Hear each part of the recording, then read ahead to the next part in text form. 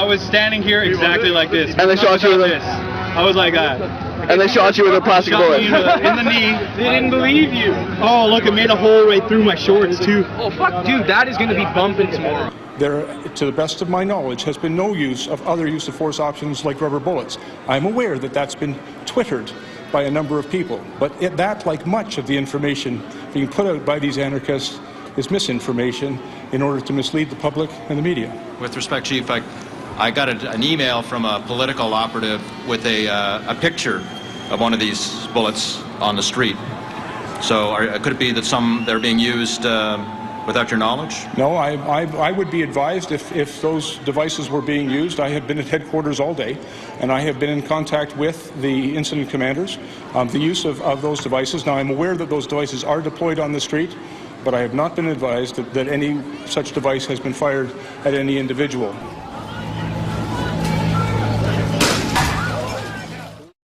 So it was my daughter and I, we went to Queen's Park. It was around 6 o'clock, and we had sat down there with two other young men. We didn't know them, but we sat down with them, and we were talking, and we were there just sitting there, and we were only there for a couple of minutes when the police line moved up to us, and I heard one of the police said, move. So we were all trying to get up. I was sitting on the ground, and I was trying to get up, and the two young men were trying to help me, and then I lost my balance. I fell back down, and then the police were, I guess, wanted to get us pushing to get us going, and Dad and my daughter told them, leave him alone. He's an above the knee amputee. Let him take his time. And I was trying to get back up when one of the police shouted, "Get the four of them!" And then the next thing I know, they're just piled on top of me. The police pinned me down. One of them felt like they had a knee right on my left temple, and they were grinding my head right into the ground. My glasses came loose, and one of the police said, "You're resisting arrest," and I said, "I'm not resisting arrest." I couldn't move at all. I couldn't move like a centimeter. I was just pinned right to the ground, and they ripped my hands out from underneath me, forced them behind put them behind my back, and put on these tie wraps really hard. My glasses were laying on the ground, and they didn't seem to care. So I grabbed them in my mouth. I held the glasses in my mouth, and then one of the police, they ordered me to stand up or to walk, and I said I can't. And then one of them grabbed my prosthetic leg and ripped it off without any explanation. He ripped it off, and then he ordered me to walk, and I just looked at him. Obviously, I couldn't walk, and then he said, "Hop," and I couldn't hop, and I said, "I can't. I never hop. It's very painful."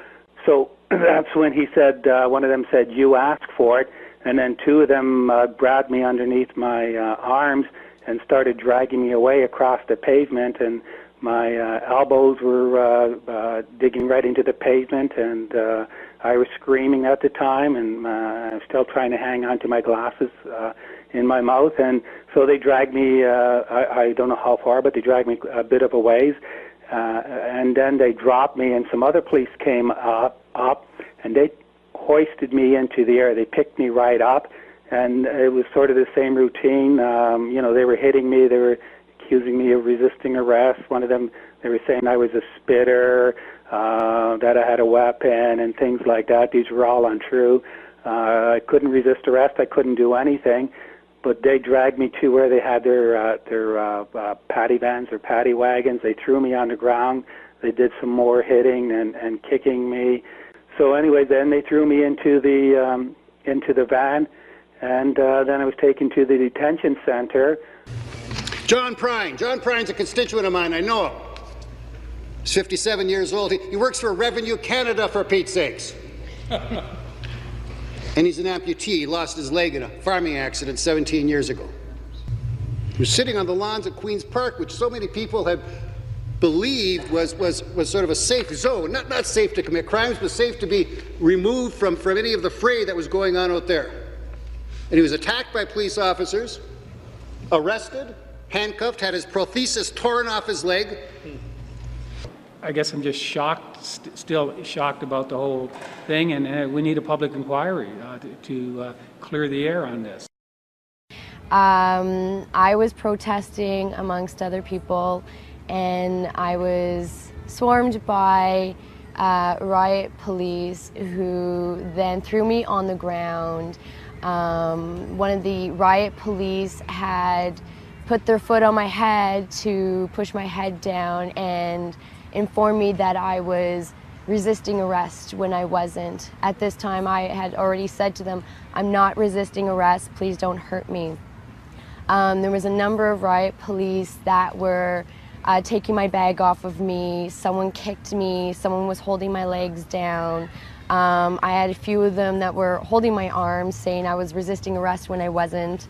And then eventually they got my hands behind my back because they asked me to. I put my hands behind my back, and they then put the zip ties on my hands, and which were really tight. I was losing circulation in my hands. At this point, one of the riot police officers had pulled my hair and pulled me up off the ground by my hair. At this point, a number of them had brought me over to the paddy wagon and threw me up against the paddy wagon. One of them said that I was getting ready to spit. I said, "No, I'm not getting ready to spit." They said, "Put your hand on her mouth." One riot officer said for me to stop moving my head. It was virtually impossible for me to stop moving my head because he had my hair and he had my head looking up at the sky.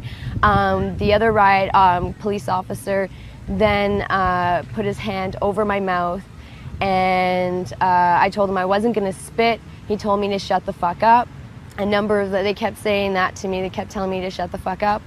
They told me that I was provoking the people, and I was trying to tell them I wasn't. At this point now, while they have my head pulled back and a glove over my mouth, they then searched me. It was a male officer that rubbed both my breasts and went down and rubbed my private parts and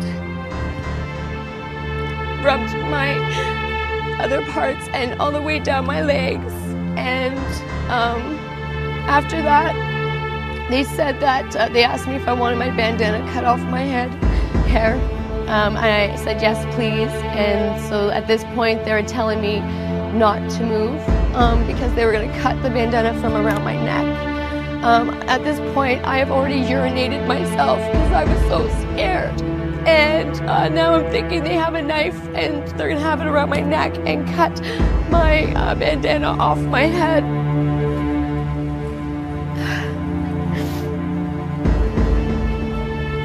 I'm sorry, it was very traumatizing and scary